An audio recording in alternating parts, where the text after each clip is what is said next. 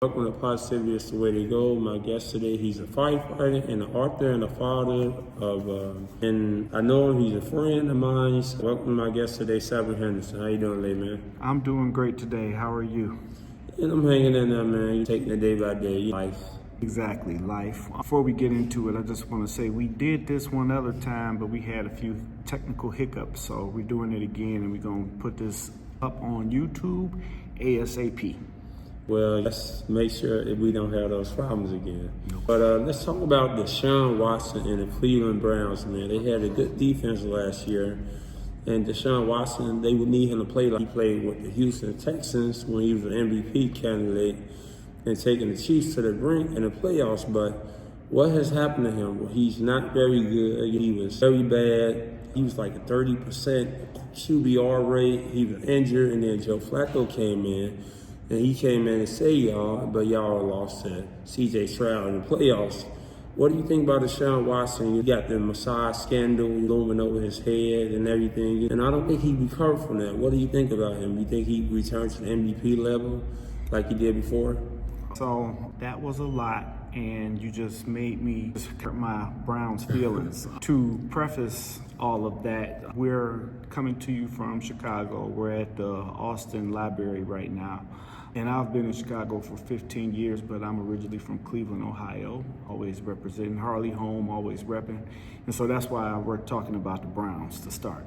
As for Deshaun Watson, I am predicting, and I was telling you about betting and gambling and things like that, I'm going to put a little bit of pizza money on him to be comeback player of the year. I think the Browns and Deshaun Watson are going to be perfectly fine. Deshaun Watson, athletically, he still has it. He still has the ability. The way the ball comes off his hands in training camp, all good. We're trying to hold him down and hold him back from the things that happen in his personal life. And quite honestly, I feel like the team that he was on before may have had played a part in that.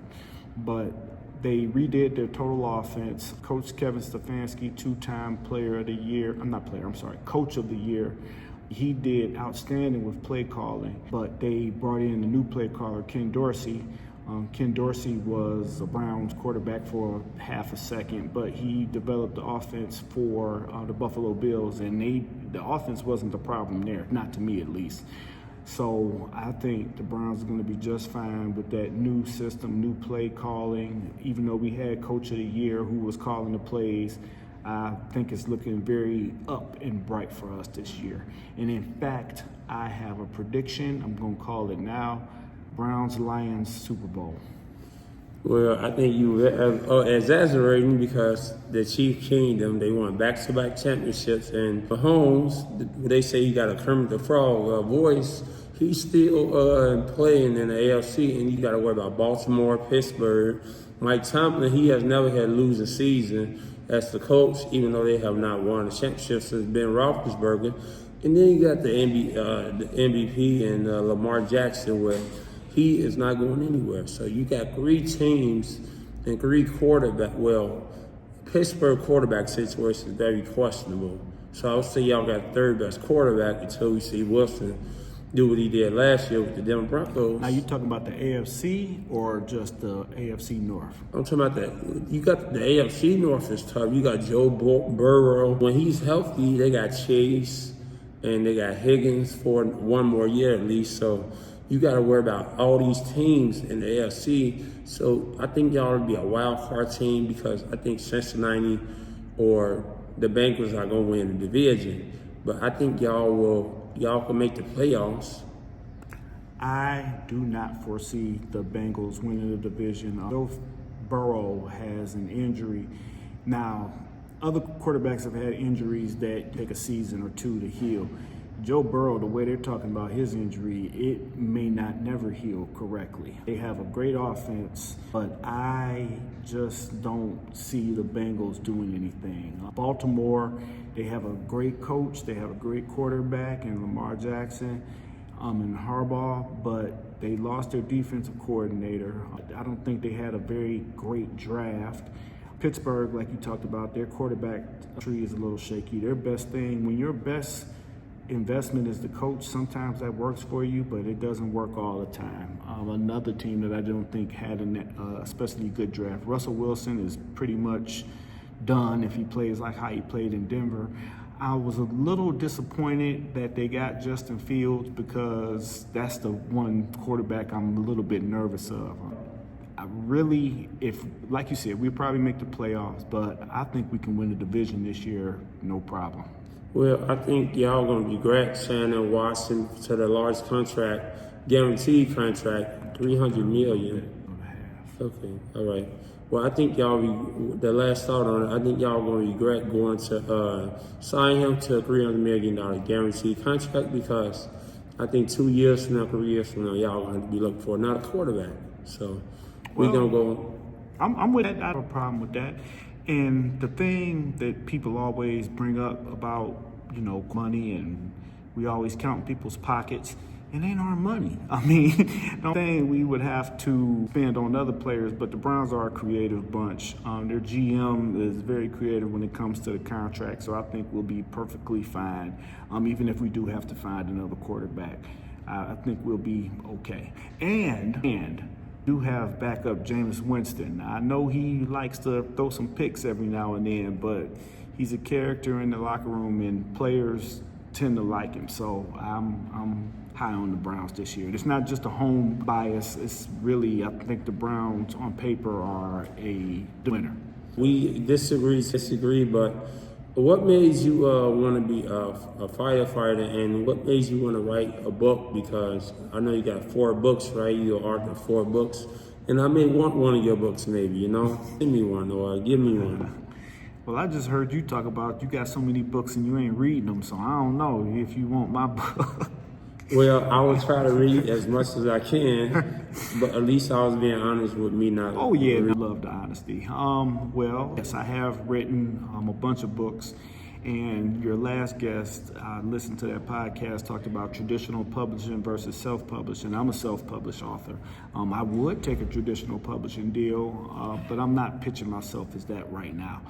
But the 2 books that I'll talk about that I'm proudest of is Hey New Guy, The Candidate's Guide to a Long, Strong, and Healthy Career.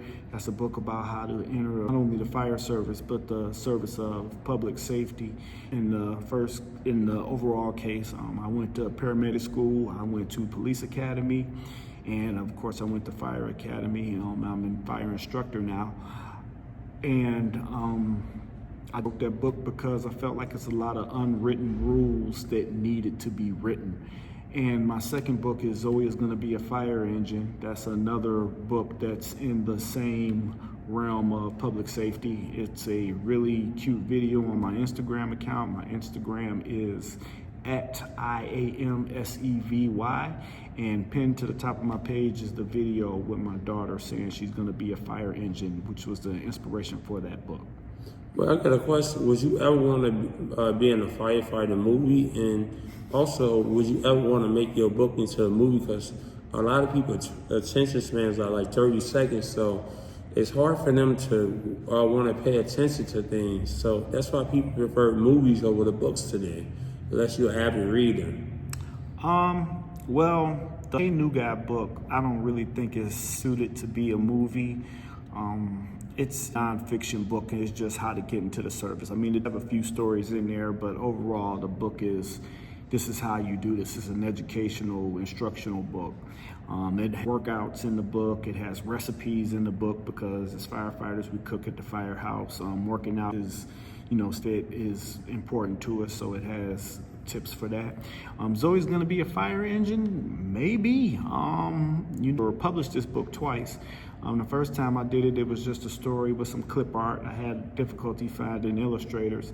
And the second time I published it, same story, but I had AI with me, artificial intelligence. I was able to get a lot of the images that way, using my creativity and using prompts.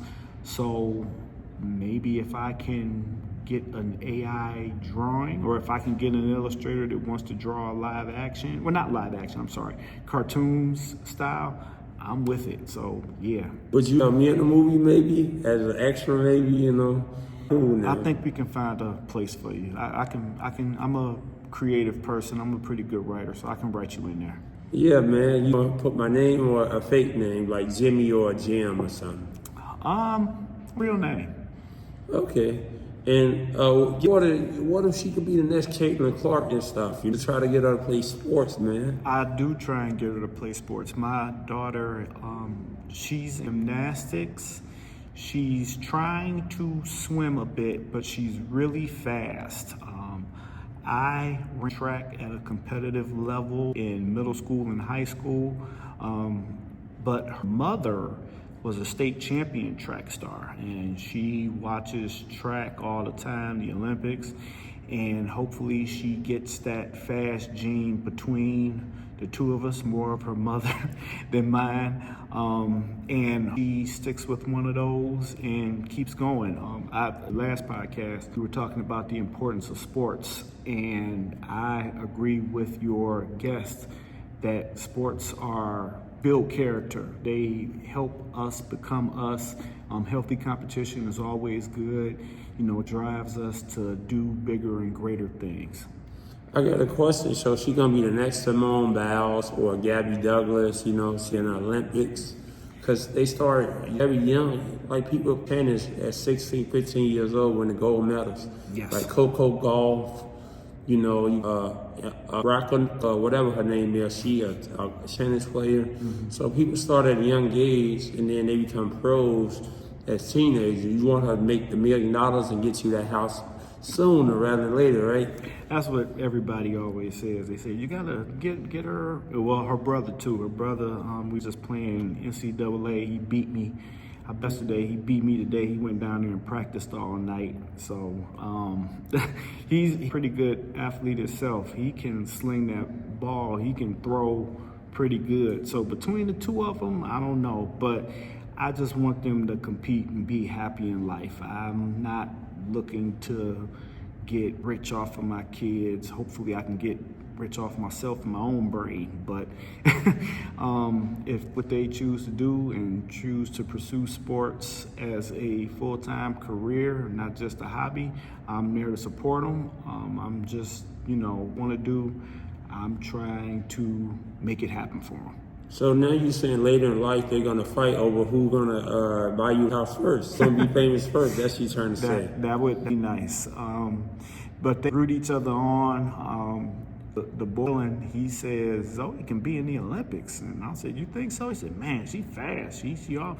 I had to run for real when I'm running against her." So. Well, you got Sha'Carri Richardson, you got Sydney McCollum, you got a lot of track stars. Sean Lewis. I don't know his name, but you got Usain Bolt. So you saying Usain Bolt fast, or she that fast? She is fast. For an 8-year-old, she can get it going. She get that engine going, and she gets good.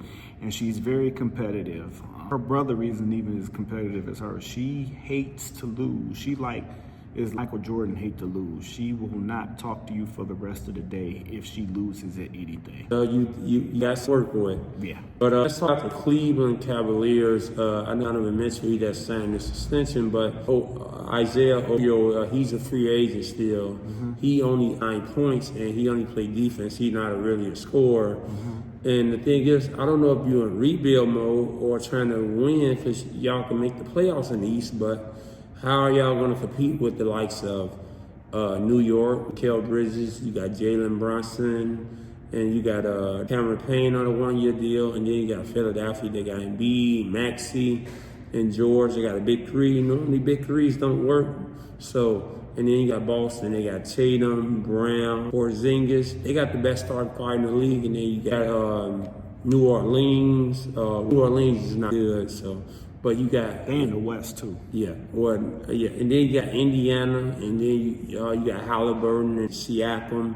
They just made it to the Eastern Conference Finals, and then you got Milwaukee. You got the Greek Freak. You got Lillard.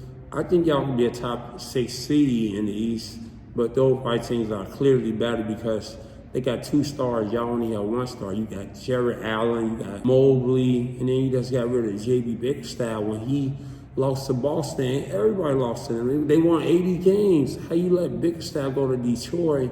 And now Detroit gonna be much improved because now they got y'all coach and they got Cunningham. So you know, how could Bickerstaff? He was a good coach. I don't have an opinion, but it's kind of hard because, like you said, he was a good coach. He improved every year. He got the team better every year. But NBA sports overall is a results-driven industry. So if you don't get results, something got to happen. I don't necessarily know if a coach we hired, Kenny Atkinson, is that much better than JB Bickerstaff. And then, like you said, JB went to replace Monty Williams, Monty Williams was the bee's knees for a while. I mean, he got Phoenix finals. He started in New Orleans, good. He went to Phoenix, got Phoenix to the finals, decided to get rid of him, and he went to Detroit. Now, he didn't do anything in Detroit, but I still think he's a pretty decent coach. JB is along those same lines, a good coach. Like I said, he got better every year. I don't know if we got better coaching-wise. I'm not trying to say anything negative about the new coach, just I don't know enough to say if we improved there. As far as superstars in rebuild mode, I believe we're in a transition period. Our major thing was getting Donovan Mitchell to resign. We got Donovan Mitchell to resign. I think between Mobley, Allen, Garland, they have not a big four, but they have what's smaller than big. They're good. They need one person in there, or Coral, like you said, he's a defensive player. But the Cavs had a decent draft. Their free agency wasn't anything to home about. Last year was better than this year. And like you said, I think we're about a 6 seed, maybe a 5. Our major team that we'll probably beat is New York. If we can beat the Knicks, then we can worry about Boston. But Boston is just a great run organization. And they just got sold too, which is crazy to me that you sell them right after a championship win. Tatum, Brown, both good. They got for nothing Porzingis, Marcus Smart, pretty much how that trade worked out, and really ain't got White. But I just replaced Kawhi Leonard in the Olympics. I think that getting that Drew Holiday was the best thing. Damian Lillard forced his way out of Portland. He had his list of teams he wanted to go to. He went to Milwaukee, made them not that good, and then they got rid of Drew Holiday. I know they had to trade him to get him, but I would have tried to give him the wink, come back, sign deal, because Drew Holiday is a true professional. He's a glue guy. He plays great, outstanding defense. Knock down an open shot, can run a team. So, I think Boston is reckoned with, because they even overcame their coach to win. So, shout out to them. They're not my favorite team, but shout out to them for winning. Well, the thing is, they got Sam Cassell on the bench, and then you got Denver Nuggets, but Denver, they was in the championship, but I think they're going to win. They benched, they lost Brown, they lost KCP, because also you got to throw in Orlando in the mix, and you got to throw in, you got to throw in well, because Miami, they got the best coach in ever exposed for real, and he's not going to let them lose. And they got Butler, and then you got Orlando, the team that y'all beat in a 7-game series. They got an up-and-coming coach, and they got Paulo Boquero, and they just got KCP. So we call him Spoelstra the best coach in the league? Yes, because the thing is, he do with his talent than anybody in the league. You mean more with less? Yeah, he do more with less, because he had Wade in Boston, and they made it big 3. But the thing is, he know how to coach. He always in the playoffs, and he always have his team competitive no matter who's on the roster. Because they got Adebayo, and they got Butler, then they got Johnny Jacquez, UCLA. So the thing is, he know how to coach. And I think if Cleveland had y'all, if he was with Cleveland, I think he would definitely make y'all a contender with the talent y'all have. I agree. I do think he's an outstanding coach. I don't know if I can quite say best yet. I think, now you want to talk about a big 3, There's a big 3 between him, Popovich, and Kerr. Kerr, I think, is a great manager of people, maybe not necessarily the best coach. Kerr is kind of what I feel like I would be in a leadership or coaching position. He's not the smartest, but he knows how to put smart people around him. He knows who to get. So he hits and he puts smart people around. He had a great bench when Mike Brown on his bench, the Kenny Atkinson, who we just hired, he had him on his bench. So they did outstanding there. And like I said, that's kind of my philosophy. And Popovich is just an outstanding coach. He was like the Belichick of basketball. But I can listen to Spoelstra being the best because he does do a lot with a little. And Heat culture is a real live thing. I was gonna say that Popovich, he didn't play in tournament, and I think Curry is a good coach. He won 4 or 5 championships with Michael Jordan with the Bulls, so he in the winning culture. One more thing I want to say about Kerr. He absorbs as well. That's another thing I like about Steve Kerr. He was around great coaches his whole career. Popovich, he was on San Antonio, right? So he took some elements from him. Jackson, when he was coaching, took some elements from him. So those are two of the greatest coaches right there. The only team he didn't spend no time with is Boston and Red Auerbach. Red Auerbach was an outstanding coach, so maybe if he would have picked up some from there too. But hanging around those coaches, and I believe when he was in Cleveland, because he was in Cleveland for a little while, Lenny Wilkins, he was an excellent coach too. So a lot of times it takes the ability to be coached to be a great coach. And like I said, I feel like he more surrounds himself with smart people and is a real manager of individuals. Yeah, I got one more thing. I was going to say that Popovich, he had Becky Hammond, that's the coach of the Aces in the WNBA, and she won back-to-back championships. Right. I would say that he has helped, groomed her into a good coach. She was a good coach. I think she could coach in the NBA right now, to be honest. Yeah, I agree. Yeah, and he groomed us. I think all from the coaching tree, that's like Sean McVay in the NFL. I think they groom people to become good coaches. Yep, I agree too. So we got to get ready to wind it down. Any extra points that you want to hit? We talked about football. We talked about basketball. We talked about Cleveland. You want to talk anything about the Bears, Caleb Williams? I would say that the Bears, they to succeed because they got Poles, they got Keenan Allen, they got Romo Duzay, they got DeAndre Swift, and then they got Sweat on defense. Say that they're going to be a 9 to 10 win team. And then the NFC is the weaker division out of the AFC. The AFC is stacked. They got like 10 teams. The NFC only got Cisco, but if Ayuk leaves, San Francisco going to be lesser than a team, and I think Philadelphia may be the best team over there. And then you got the Rams as well with Stafford. I'm not too scared of the Rams. I do like Philadelphia. Like I said, I like Detroit a lot too in the NFC. Green Bay came on pretty strong at the end, and I'm not a Cowboys fan, so I'm not really scared of them. But the AFC definitely is the bigger, like you were saying earlier on about the Chiefs tough. Andy Reid tough. Patrick Mahomes, Travis Kelce. Shout out to Cleveland Heights or Rising Heights. It's something Heights podcast, but shout out to them. Overall, yes, the AFC is considerably better, but got to play the NFC, play in that Super Bowl. I would say that the Bears, they are a good team, and then we'll see about the coach because I think they should have got Mike Vrabel or somebody in there. We'll see about the coach and everything because he got son Shane Waldron from the Seahawks as offensive coordinator. We'll see how he developed the quarterback this year because he's on the hot seat. I think he at least got to get them to the playoffs. I think they should at least be a wild card team. If they're not a wild card team, I would say it's a disappointing year because it ain't a lot of teams. Atlanta, Kirk Cousins, he's hurt and injury. He just came off ACL injury, and you don't know how he's going to be. I think they should at least be a wild card team. If not, then I don't see why he's going to come back next season. Okay. Well, with all of that, thank you, Dion, for having me on your show. Positivity is the way to go. We're trying to get our views up, both of us. I'm trying to get my views up on my page, on my YouTube channel, Championize. I'm going to bring back my podcast pretty soon.